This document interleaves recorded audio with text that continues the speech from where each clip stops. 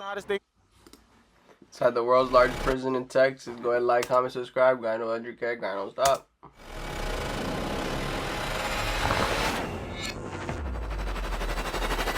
Welcome to the largest prison in Texas, Cofield. Damn. Cofield, man.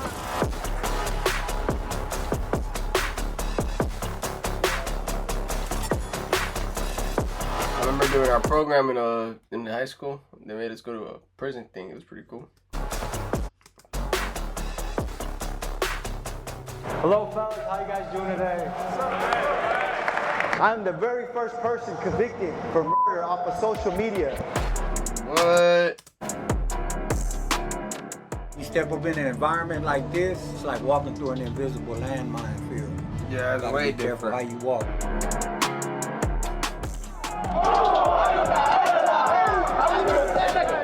Me and my partners went to his side of town, and we ended up jumping on his partners. That was the birth of the beef. Damn.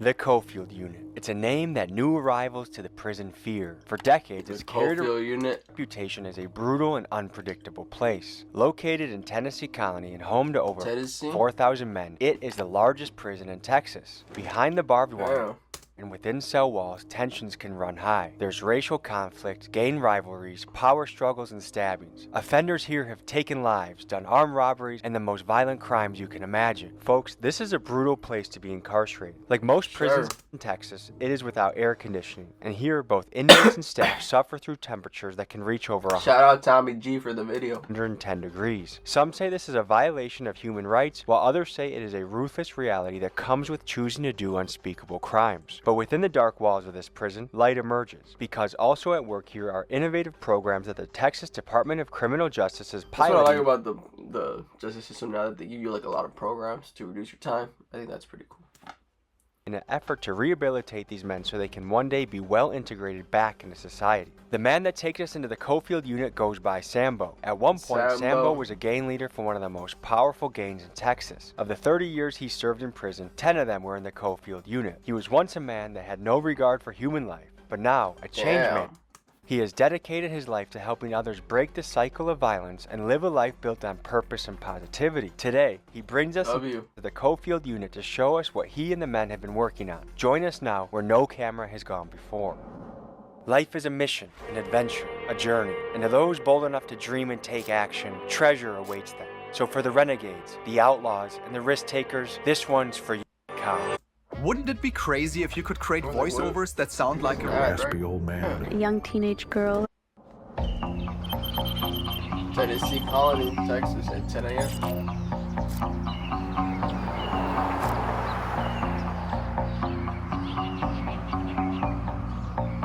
We left Dallas early this morning. We took a lonesome highway road to Tennessee Colony, Texas. We're going to be visiting the largest prison in Texas. The United States locks up more people than anywhere on earth by far. If you look at the numbers, we lock up about 1% of our entire population of our country, which is a wild statistic.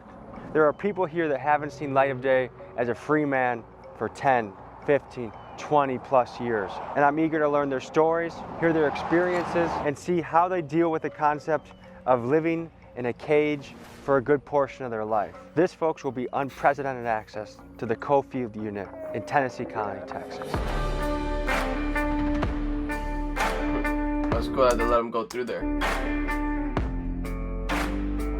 Cameras and everything. Go ahead. Have a good day. Community leader. What's up, my brother? How you doing, brother? All right. Good to meet you. Good to meet you, man. Y'all can park anywhere back here. We're just waiting on them because we got to unload this stuff. All right? Cool. And get ready. Peso. Come out.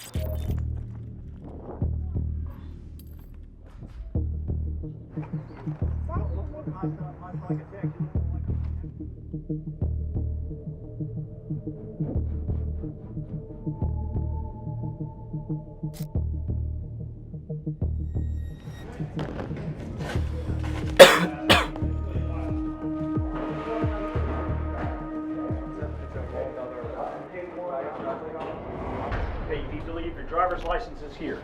All right. And then you need to sign in. Are you familiar with this place? No, I'm from San Francisco. Oh shit. Largest maximum security unit in Texas. Largest man. 4,100 inmates on this farm. Come on. 4,100.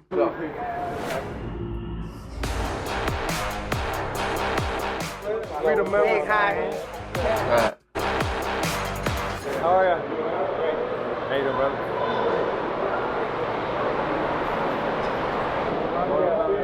Hey, God bless you guys. Tommy G. Tommy Jose. You know about me. Yeah, I'm the one some symbols boy, man. Man, how are you today? Good, how you doing? I'm good, I'm good. Give the people the lay of the land. What's happening here? Okay, so this is the chapel here on Coalfield. These are some of my co-workers. God bless you I'd guys. like to let them introduce themselves. Juan Ballesteros, man of peace, also a gatekeeper here. What's a gatekeeper? Gatekeeper is we talk to the guys when they first come in the unit, so we help them kind of transition into the new area, the environment that they're coming into. So yeah, we're kind of one of the first guys that they meet. So And what is this unit known for?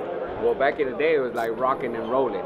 Yeah. Right? So it was really going down with gangs and all that. To give you an idea of what we the fuck? are walking into, let's give you some insights on the history of violence here at the Coalfield Unit. Seem In like cool September dudes. of 2023, an inmate at Coalfield Unit stabbed a guard. After he was shit. restrained, the inmate was severely beaten by guards and hospitalized. 13 guards Oh. resigned or were fired shortly after. For a prison facing staffing shortages, incidents like this put further pressure on the guards. Also in September of 2023, Billy Chamirmir, killer of 22 women, died at the hands of his cellmate. And if you read the accounts written by inmates on prisonwriters.com, you'll see countless stories of men being stabbed, strangled, and extorted. So knowing full well the violence that lurked within these walls, my aim was to find the humanity within these men. When I was there, it was a very violent, volatile environment. Violence is what set the standard. So I knew that my only method of progress would be to instill the most fear in as many people as possible. Well, I got a little life sentence, right? I've been here A 17 life sentence. years. I was high on drugs, so drugs made me snatch a lady's purse, which gave me a life sentence. First time, second time down. First time was a DWI, 2-year sentence, and then they shot me with a life sentence 5 years later. I wasn't arrested, but I was rescued. So to me, that is a blessing. I'm locked up Whoa. for possession with intent to deliver. And I've been locked up for about to be 16 years. Organized crime with murder, you know what I'm saying? One of my partners we went to go meet up to fight off inside this little parking lot or whatever, and in the midst of the fight supposed to happen, people started shooting, you know what I'm saying? They charged me for being like a witness to the murder without saying What? something, you know. I'm an ex-Mexican Mafia gang member. I spent almost 13 years with that family. I'm not proud to say, but I stabbed somebody 22 times. Where were your parents in the picture? Well, my dad he had his own issues, and my mama was there. My mama got 7 kids. She had 7 kids by the time she was 28. So I can't fathom being a 28-year-old single parent with 7 kids. It sounds impossible. Yes, and then 6 boys. But I realized as a grown-up, you know, that, man, it was like borderline impossible for my mama to do that stuff on her own. You know what I'm saying? I grew up with my mama and my granny, really, you know what I'm saying, and my aunties and stuff like that, but my daddy, he was here and there. So growing up, man, my mama really, she was there, like, we was into like the church or whatever, you know what I'm saying? But as I got older, I started getting kind of tired of it. So, but my mama always told me to like do the right thing, you know what I'm saying? Seeing for it's good and positive on me. But as I grew, I kind of got with the wrong crowd and I started seeing the money, the cars, the jewelry, you know, stuff like that, you know, typical neighborhood stuff, and things flourished into stuff that it wasn't supposed to be, which led me right here. What message you have to the youth out there He's honest. that are doing very risky things and they're not here yet, but they're on that path? You gotta stop and think before you start doing, man, because it's gonna lead you in a bad situation, man. And if I could have thought back before, I didn't even think about it. Did what I did as a youngster, I would have did something differently. You know what I'm saying? Way different. The same hood or the same people you doing it for, when you get here, not gonna be here. What happened in your childhood and your upbringing that led to you becoming a killer? So there's some things, man, that I've talked to very few people about. I was molested as a child, and because of it, man, it made me be a very, very angry individual. And I found out some things about myself with that anger, man. I embraced that anger and I turned to it for everything. I wouldn't let nobody get close to me.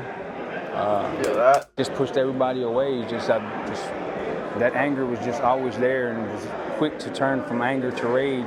Is there any opportunities here for therapy or to talk through some of the things that you've seen in your life? Well, I've talked to people who I know that are on the same page as I am and changing and growing up in life. I've talked to them about these things. Some of them are shocked at, you know, the things that I talked to them about what's happened and, you know, where it led me.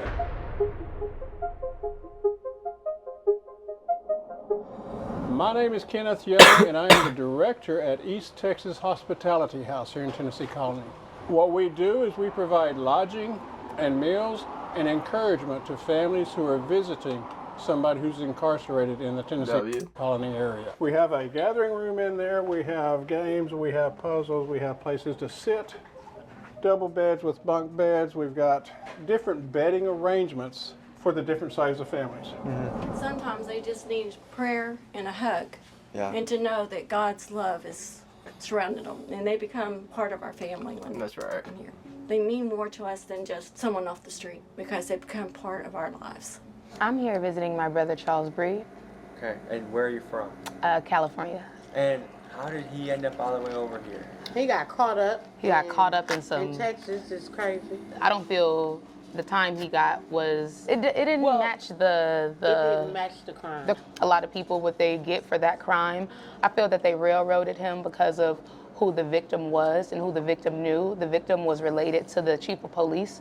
They didn't even give him a chance. What was the crime and what was the time? Murder, self-defense, and they gave him 50 years. They said he was guilty before they even said he was guilty. They said he was guilty 3 days before they even put the real motion, like, okay, you're guilty. Like, no, we are sacrificing, but it's a sacrifice that I don't worth mind. it It's because they railroaded my son, and you know, like a crime was committed. Yes. But he was fighting for his life at the same time. Like, tell him that we love him, we praying for him. Charlie, you know I got you, baby. Tell him keep his head up and, you know, just inspire others in there.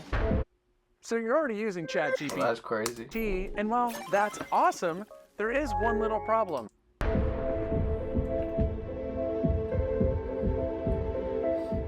And what role does religion play in y'all's life? Religion played the biggest role in my life because if it wasn't for God, if it wasn't for my relationship with Jesus, then me and you wouldn't even be talking right now.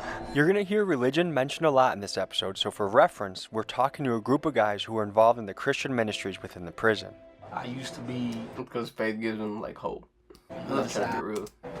Now I'm Look forward to everything. this side. So our objective is to show them, remind them that, hey, brother, you might feel alone, but you're not alone. You might feel left out, but you're not left out. You might feel like nobody care about you, but we're here to show you that somebody do care about you. Big thank you to the wardens and all the administration here. This is an unbelievable opportunity to talk to these gentlemen, to learn. I'm honored to be here. To wardens around the country, if you can invite us in, we'd love to come talk to you, your men, your people as well. It's a blessing to be here. I like that shirt you got on. I appreciate you. Mainstream media. Rest in peace, mainstream media. I pray for these brothers. I pray for their families. But I pray you show them grace and mercy in that. Because your word tells us that if they visit the least of these, that they visit you. We just prayed, and now we're moving on to the gym, because really the goal of this is to show people's life and story and situation and learn. I'm hoping we can do that in the gym, and maybe the warden feels a little better and we go other places too. We had gone into this prison thinking that we would be allowed to film wherever we wanted, but the captain of the guards called a meeting and informed us that we were only permitted to film in the chapel and the gymnasium. It was disappointing news to hear, but I kept in mind what a crazy opportunity this was, so I was eager to head to the gymnasium away from the watchful eye of the guard captain. So what we're gonna do is we're gonna open up like let y'all brothers speak. Y'all can all say whatever, however, 5, 10 minutes, 20 minutes, whatever y'all wanna give about yourselves, about what y'all do, you know what I mean, where y'all coming from. Then we're gonna have some of the peer influencers speak up a little bit, say what they do here on the unit, and then start doing a little bit of other things that we got involved for it. It's that fun, man. I think it'll be a good day. Are we gonna get to eat the lunch here? Yeah. Yes. Like the actual lunch? You want to eat that? No, you don't want to eat that. I want to try it. You don't want to eat it. Try it? I want to try it. All right, we'll take you. You want just the regular? I'll do a food review, yeah. The crab and the ribeye, please, okay? The crab and the ribeye? What's for dessert? Crazy. Is there like a hot fudge sundae or something? Oh, man. I said, man, I wish. Cheesecake? Cheesecake. We got homemade cheesecake out of cookies. What are your best recipes you got in here for making stuff? I like to do a fish bowl. Summer sausages, jalapenos, pickles, the mackerel, original mackerel. Then I put sriracha mac, and I put a tuna. And some jalapeno so that's tuna. where the fish come in later.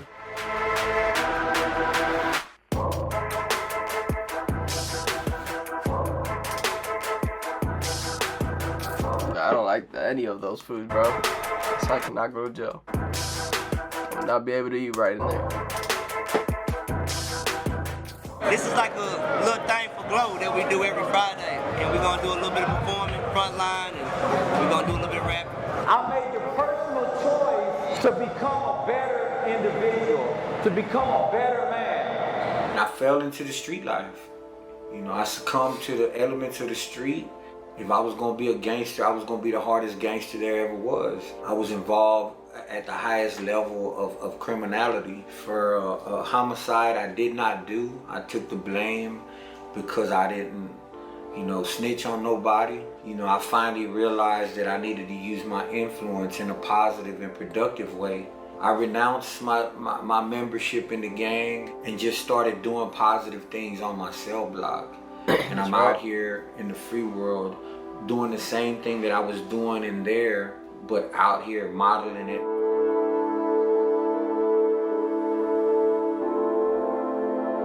I had no idea until about 10 minutes before that I was going to be going up to give a speech in front of the inmates. Not only was I nervous, but I wanted to say something that actually mattered to these guys. Here's what I came up with. Hello fellas, how you guys doing today? So, my name is Tommy G. I'm a documentary filmmaker, and I'm here today to talk to you guys, get your stories, hear about your life, hear your perspective. But I want to tell you 2 stories that might give you hope right now. There was a time in my life about 4 years ago, I hated my job, I hated where I was in life, I wasn't happy. What I did is I wrote a list, ideas that can change my life, and I just one by one started executing on them. One of them was a documentary film on a group in my hometown, Milwaukee, called the Kia Boys. I documented their life, what they do. The Kia Boys are a bunch of teenagers that will take your Kia if they can find it. And I knew this was my path to be a documentary filmmaker. So I just want you to have the hope that there's one little thing that can pivot and change your life and shift you into the path that you want to go. Another thing I want to say, one of my best friends on earth, when he was in his 20s, he robbed 6, 7, 8 banks in California. He served 10 years in California. He's been out for 20 years. He's a family man. He's a multi-millionaire. All right? And he's someone that I love a lot. Brothers, I'm excited to talk to you. I'm excited to interview you. Come up and say hi to me, and thank you for having me today. Love you. That's something I never expected to do, but I'm glad I did. When life serves you on a path, sometimes you just gotta run and take it, even if it feels a little scary. If there's something you need to pull the trigger on in your life, good speech. Whatever y'all doing and whatever y'all dreaming about doing or whatever goals y'all making, bro, just don't give up, bro. I love y'all. How many of us wanted to be famous when we were kids? Raise your hand. Never in my wildest dreams did I think I would become famous for something I would regret later in life. I'm the very first person convicted for murder off of social media. If you look up Tienda versus State. Tienda versus State. I'm the very first one convicted through the United States. Posting pictures of myself, but because I had gang-related tattoos, they were saying that I was staying in contact or recruiting gang members. And then somebody started talking to me negatively on social media, so I started talking negative back, and that led into incriminating myself. It wasn't until a man came up to my cell one day and asked to pray for me. And you know what I did? The monster in me, I cussed this man out. F-bombs, the Lord names in vain. Come to find out, he was a unit chaplain. And damn. He's praying for me. I stopped a mid-sentence to stop, because he said that I would go back to population. I told him I'm in SEG, how am I gonna go back to population? My God could do the impossible. Do you actually believe in your life God could do the impossible? Yeah. Not only that was all Yanni. In your life, God can do the impossible. Yeah. This guy right here. He's like, bro, I'm just trying to get through. Look at bro yawning. Bro said, yeah, we get the same story. That's to be rude. Restore my family. My mom came to see me, and it wasn't until she came to Cofield, and I finally got to hug my mother after 5 years. Angel, I'm so proud of you. Friday. Don't trust that guy's a scam. Usually on a Saturday, you go to church. That's probably about the only thing that we got to look forward to on the weekend. Church services, unless they have an event like this that we can come to. You know, but you know, most of the time, you got to get laid in. You got to know somebody that'll put you in. Monday to Friday, well, it all depends on what you're doing for yourself. Either you get involved in school, spiritual-based classes, or you can just get stuck on the wing and do nothing. What do a lot of guys do here to pass time? Me, I'm involved in spiritual-based classes. Right now, I'm involved in culinary arts class. So pretty much every day of the week, I'm involved in class. So 2 questions that a lot of people in society are asking right now.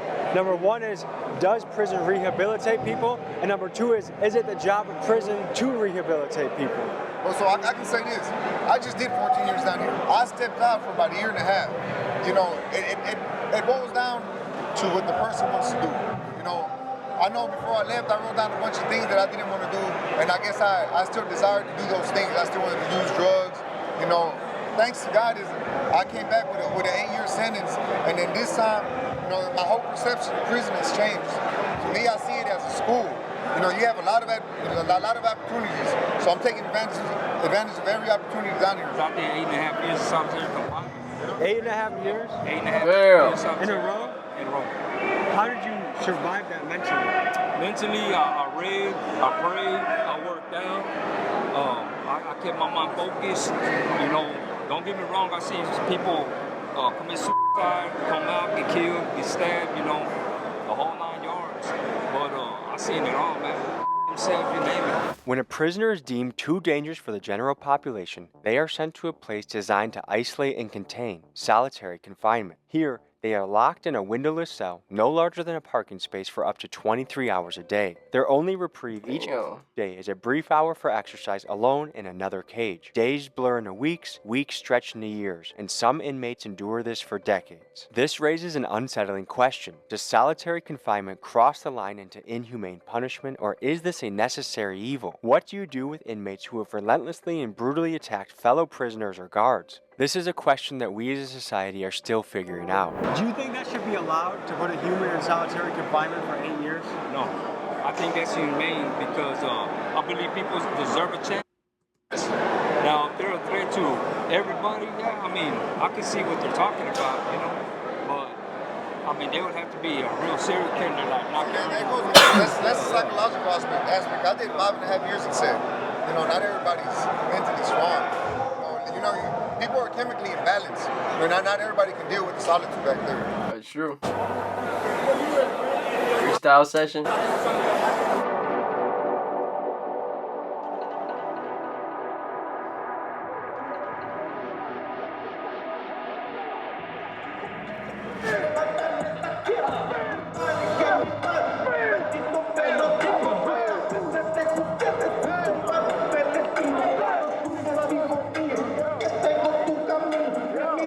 The hell?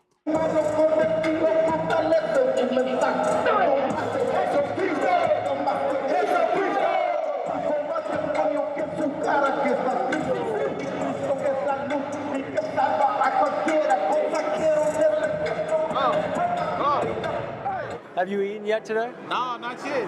Normally, is breakfast served earlier? You just didn't go? Oh, yeah, it's too early for me. Breakfast is approximately about, I'd say, 3, 4 o'clock in the morning. Breakfast is at 3 or 4 in the morning? 3 or 4 in the morning? It's not very filling.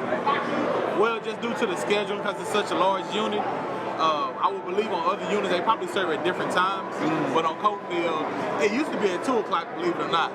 So in the morning. In the morning. So and then you go back to sleep. And then you got to go back to sleep. And a lot of people have to get up and go to school and things of that nature there. So people are in general used to get up around about 3 o'clock and starting our day then, and then we'll going to bed around about 10, 11 o'clock at night. Bring them home, baby. Bring them home. Bring them. Bring them. Finish it. Bring them. Finish it.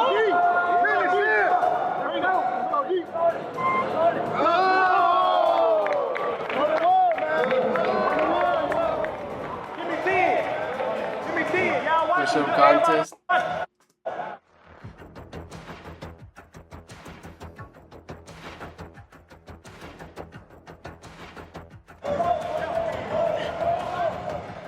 It's easy, bro.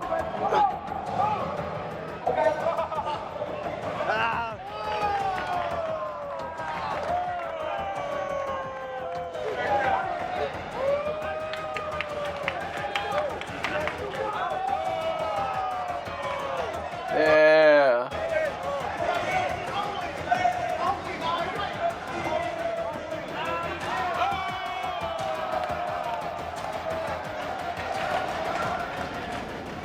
How many push-ups you do today? Man, probably like 250, 300. That's just an exercise.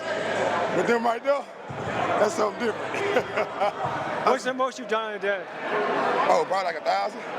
Damn. Sit-ups, 200 squats, you know, something just keep it going. We just want to say, man, we both from the Arlington, Texas, man. So shout out to Agtown, Texas, man. Shout out to the Ag, man. You know what's crazy? Let me show you how good God is, man. We used to be enemies in the world. Yeah, man. Right? We literally used to beef with each other. Like, for real. Try to kill each other out there. But now look at God. You know what I'm saying? Now we doing ministry together.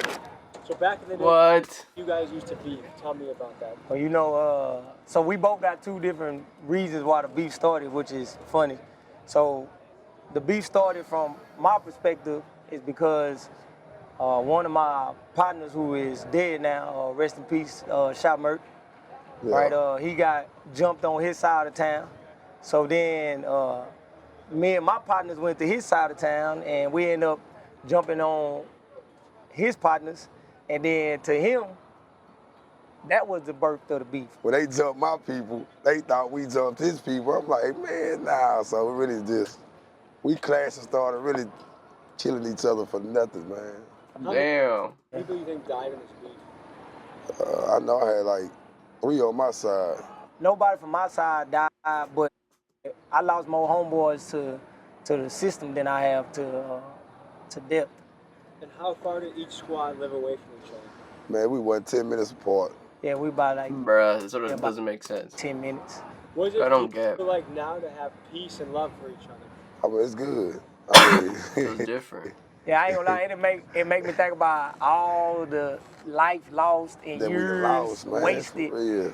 only to conclude that we all right. Yeah. Nah, for real. That's what it is. If you've been injured in a car accident, don't call an attorney. Use this AI app instead. The only reason we're in here today is because of this man here, Sambo. Tell the people your story. Well, I did 30 years in prison for murder I didn't do. But God put it in my heart Didn't he to just come say his back story? to prison after doing 30 flat years. Not to be rude. The brothers that are locked up. Tommy G opened the door. We got Peso with us and Payday and Joe. We made it happen today here on the Cofield unit. Tell me about your 11 years of administrative segregation. It was a time of reflection and Administrative segregation. it was a time of reflection and introspection. You know, I was there because the system couldn't control me because of my violent nature. But while I was in there, I had to sit back and realize that I had more value, more self-worth, that I was able to be more than just a TDCJ number, that I had the ability to give back and that I still had value. I come back to the prisons, not just to support these brothers, but to get fed spiritually and psychologically as well. Love you. Because when I see them continue on doing the things that they're doing, it motivates me out here in the free world as well. My thing is to let the world know that there are brothers that are incarcerated, that are doing the right thing, that should have the opportunity to get out there and give back. I appreciate you. It's an honor. God bless you, man. God first. One big question we have to tackle is when is the right time to release someone back into society? How can we evaluate when someone has truly changed and is no longer a threat to safety? The U.S. Department of Justice ran a 24-state study and concluded that 82% of inmates were arrested at least once more within 10 years of release. Damn. But why is this? Environment, job opportunities, socioeconomic. Since they get used to being in prison. I mean, we are talking about millions of men that are oftentimes locked up during what is supposed to be the most productive and fruitful years of their life. And it's a shame, but I have one idea that might help. Most of these guys guys are released from prison without a dollar to their name. So many return to the same ways to make money that got them locked up in the first place. What if instead of these guys working for free, like they do in Texas, or 9 cents an hour like they do in Illinois, what if we paid them a little bit more, so that when a man who has served and worked for 10 years gets out, he has a nest egg in which he can rent an apartment, pay for transportation, and buy the necessities he needs to exist in the free world. Maybe that's true. I'm just a pot-smoking hippie for saying this, but if the goal is to truly rehabilitate these men and make society better, then let's put our money where our mouth is. How many people are in each cell? 2-man cells, man. These cells are so small. It's like a 6 by 9. You hear them? About 54. You can't even fit 2 dogs. Yeah, you can't. It's a cage. You can't fit 2 So, dogs. what else do you have to think about living in a cell with another person? Everything you do. You have to think about everything. You have to think about how loud you get up. If you're on top bunk, you can't step on the bottom bunk, you might wake him up. You have to think about everything. You can't drop things. So you get everything if you're respectful, you know what I'm saying? What do you wish would change about the justice system? I wish that they would really take an individual and look at the history that he has in his prison and the true change that he made. It's a lot of brothers in here that had committed crimes as kids and they're still in prison with too high sentences. And they've changed their lives. They done went to college. They done all type of things that get ignored, unfortunately. By show of hands, who would say they grew up in poverty? Show of hands. Take everybody. How many of you had your father in your life growing up as a kid? How many of you didn't? Oh, no. Do you feel like that was a big reason why you chose the path you did? Was a lack of a father? That's a lack of a role model. Of course. For sure. My father was there. It was more so the attention. You know, I mean, I lived in the household with my dad, but he didn't show me that fatherly attention that I expected from my father. That's why I lacked that. How many of you think in some way prison was actually a blessing for your life? I'm here trying to play the long ball. Somebody called the doctor. That fool did not raise his hand. That was a fuck prison. Straight up. I'm here trying to play the long ball. He said, hell nah. They called the doctor, because I'm sick of this. In my heart, it was blacker than some licorice. And just like cinnamon, it was hard to swallow. Yeah, my old lifestyle, it was hard to follow. But Christ came. My life changed. Now I do everything. Christ and I. We got into a prison today, and we learned a lot. There you go.